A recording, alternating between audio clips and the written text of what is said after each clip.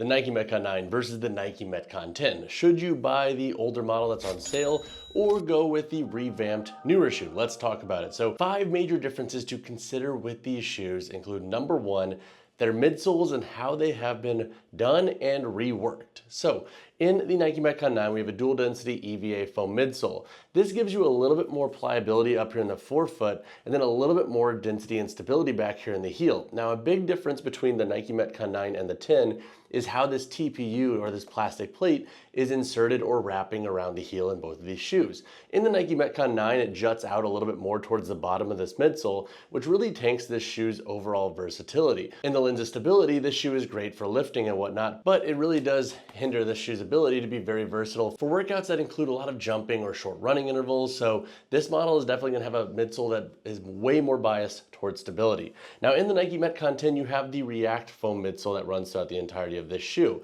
This gives this model a little bit more pliability and I think responsiveness, especially up here in the forefoot, just feels a little bit more lively and light on the feet. And then you also have this TPU plate, but it is inserted down here under the heel and it doesn't jut out as much, which gives the Metcon 10 a little bit of an edge for versatility. Overall, when it comes to stability of the React foam and how that feels in the Metcon 10, honestly, they are very comparable. If I had to give an edge to just outright stability, the Nike Metcon 9 likely has it, but I don't think most folks are gonna realize a difference or even feel that difference in the Metcon 10. So when we're thinking about both these shoes' midsoles, think about them on a spectrum of stability and versatility. The Metcon 9 is way over here on the stability spectrum. The Metcon 10 is still biased towards stability, but it's a little bit less than the 9, which I know a lot of folks don't love about that shoe, including myself. The second major difference to note between these shoes is their outsoles and how they have been reworked. So over here in the Nike Metcon 9, you have this herringbone tread that runs throughout the forefoot into the midfoot and heel, and then you also have this break here with this rubber rope guard. This was a feature that in my opinion was a total miss for this shoe. This break had some durability issues for some folks when doing rope climbs, and this medial sidewall here just kind of felt weird with its support and how it interacted with the foot on the ground with different foot anatomies. And then you also have some breaks up here in the forefoot. When it comes to traction, the outsole of this shoe does a good job, but I don't necessarily love this feature here with the rubber rope guard. This has since been reworked in the Nike Metcon 10. We have a traditional full rubber outsole here. We do not have any more breaks for rope guards, thank God. And we also have some breaks up here in the forefoot to give you a little bit more versatility. And then throughout, we have this triangular lug tread patterning. You can also see this cutout back here in the heel where you can see that visible hyperlipped insert. Now, when it comes to overall grip, both shoes do a really good job. But I will say, I do like the Nike Metcon 10's outsole a little bit better. It just feels a little bit more flexible and playful versus the 9, which was a bit clunky at times, and also this middle break here with the rope guard. Just not the best feature in my opinion for this shoe.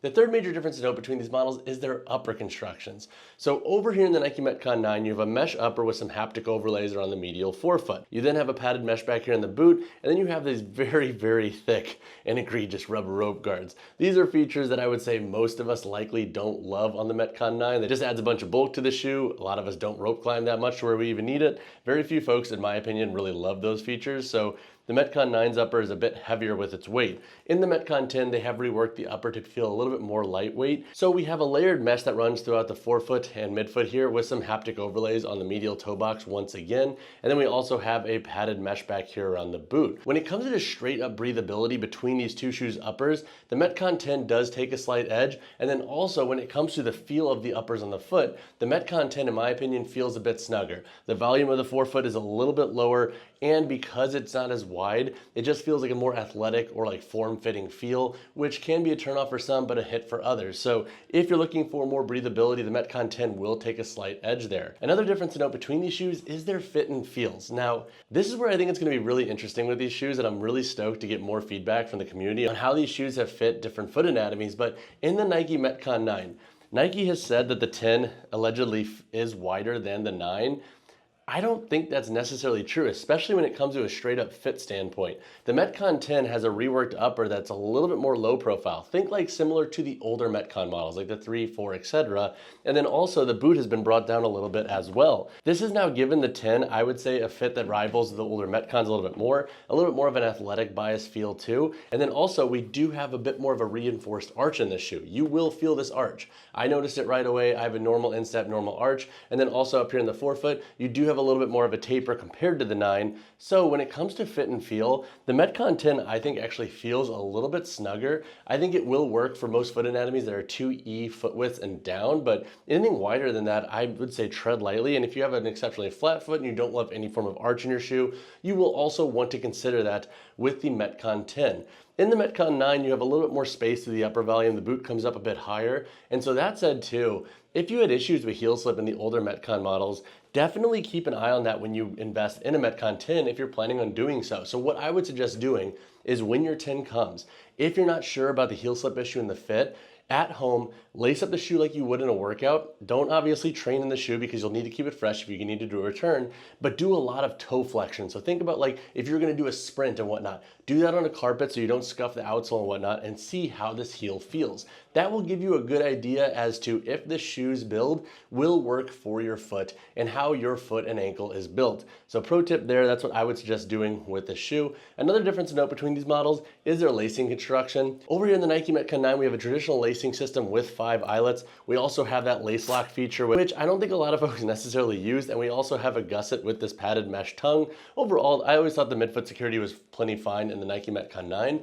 They have reworked it in the Nike Metcon 10, and I'm still deciding if it's necessarily an outright good thing or if it was just one of those changes where it's like, okay, but like, do we need to change it? Over here in the Nike Metcon 10, we also have 5 core eyelets that go up. Now, the big difference is we have this pretty aggressive middle eyelet here. This is basically a thicker material that goes to the sides of the shoe. Great for lateral support and security, but what I will say is it gives the lacing a little bit of an interesting fit. So when you're tightening the shoe up, for example, because you can see this big gap here, it almost feels like the bottom and the upper have a little bit more tightness, whereas the middle of the arch doesn't have the same level of security. I don't think that's necessarily going to bother most folks, but it was an interesting feeling, and I'm curious what others are going to interpret with that. And instead of having the lace lock in this shoe, we still have a padded mesh tongue, but we also have a pocket up here to tuck your laces. So similar to the Strike Movement Haze Trainer, which also has this feature, the Metcon 10 now has that so you can tuck your laces if you love doing that with your training shoes. All that said, I think those are like the big differences to note when it comes to these shoes, just overall constructions and how that's going to translate to your workouts and feel on your feet. But now let's talk about the performance differences of these shoes. All right, so let's start with lifting. Which model is going to be better? Honestly, both shoes are going to perform really well when it comes to straight up stability. The Nike Metcon 9, in my opinion, once again, is a little bit wider or just feels wider. Maybe that's because of the upper volume. In the Nike Metcon 10, you have a snugger fit. You don't have as much room for toe splay, in my opinion, but you're going to get a similar level of stability in both these shoes. So despite the Nike Metcon 10 having this React foam, I don't think it's going to be that much of a deal breaker for folks who want a shoe with max stability. Honestly, I would say dealer's choice. If you like a little bit more midfoot support and arch support, go with the Nike Metcon 10. If you're not necessarily concerned and you just want to save some bones and you want a shoe for lifting, go with the Nike Metcon 9. Now, which model is better for CrossFit? That's where I'm going to give the edge to the Nike Metcon 10. I think objectively speaking, when it comes to versatility, the Metcon 10 is going to take the W in all of these categories coming in this video. And granted, it's not the most versatile cross-training shoe on the market right now, but it is better than the 9, which is the shoe we are comparing it to in this video.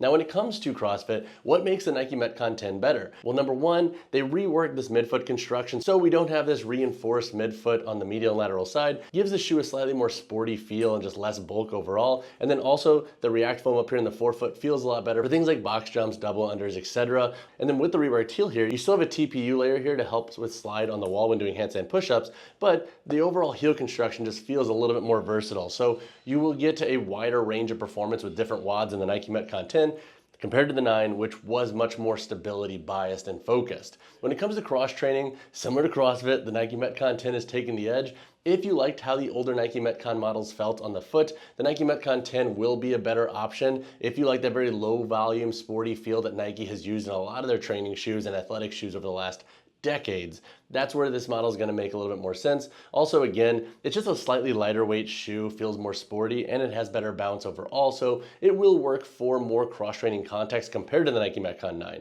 Now that said, do I think there are better shoes out there for straight up cross-training? So for example, if you're doing a lot of HIIT, a lot of athletic style movements, yes. I also think there are shoes that are wider for that ask, so if you need any suggestions here, just hit me in the comments below if you're not necessarily sold on the Nike Metcon 9 or 10, or if you're like, I think it might just be a little bit too stable for my needs.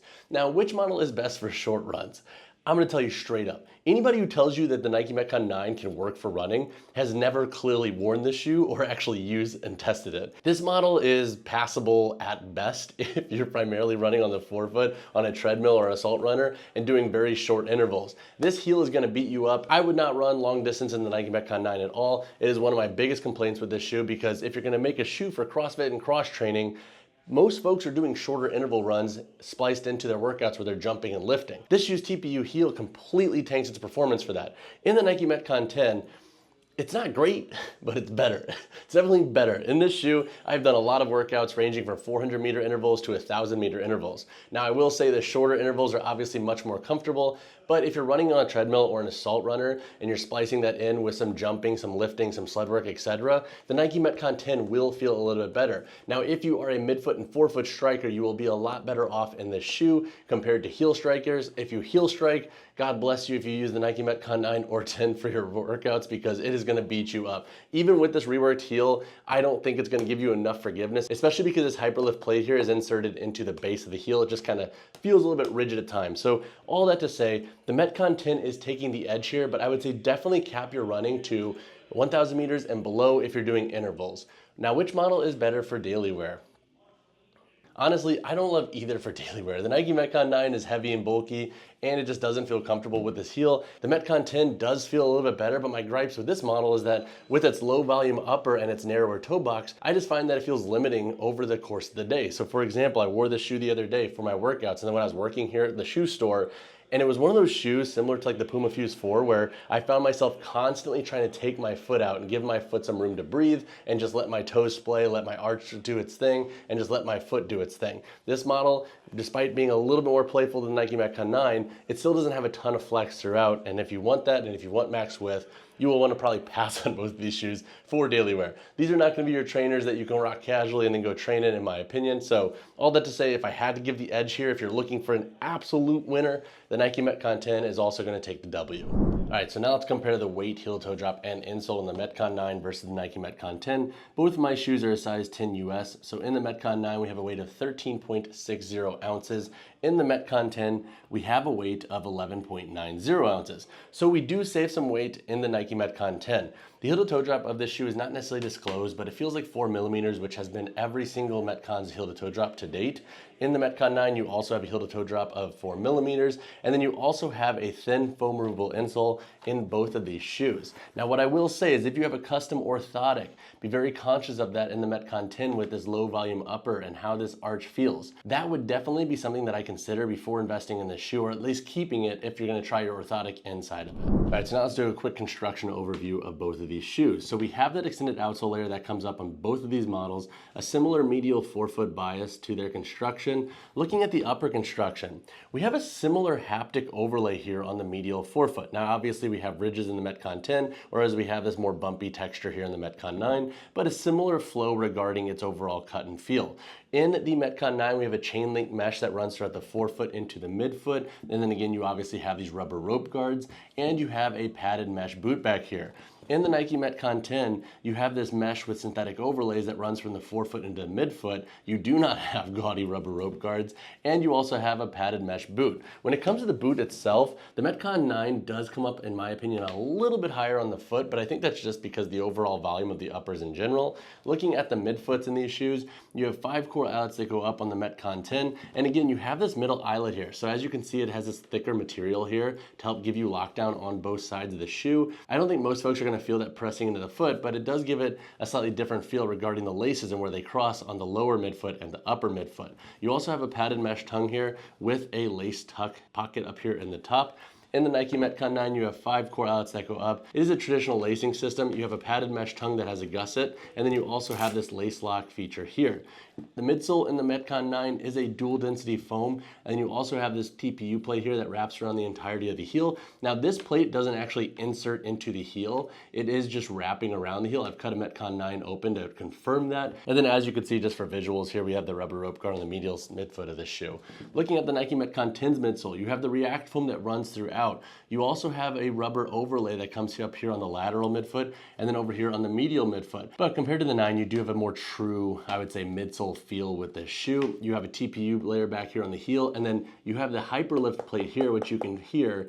That's what limits this heel's versatility a little bit, but adds a little bit of stability there. You have a full rubber outsole tread here in the Metcon 10, breaks up here in the forefoot, and it has this more triangular lug pattern. In the Nike Metcon 9, you have a herringbone tread that runs throughout the heel, midfoot, and forefoot. Then you have brakes here for the rope guard. Once again, both of these shoes have removable insoles, but if you have additional questions on the construction breakdown between these two models, drop a comment down below. All right, guys, that wraps up my comparison of the Nike Metcon 9 versus the Nike Metcon 10. In the scope of the Nike Metcon lineage, I do think the 10 is a step in the right direction. Now, do I think it's as good as the older Metcons? I do not. But compared to the 8 and 9, I do think the 10 is an objectively better shoe, and it's better from a versatility context comparatively to the 9.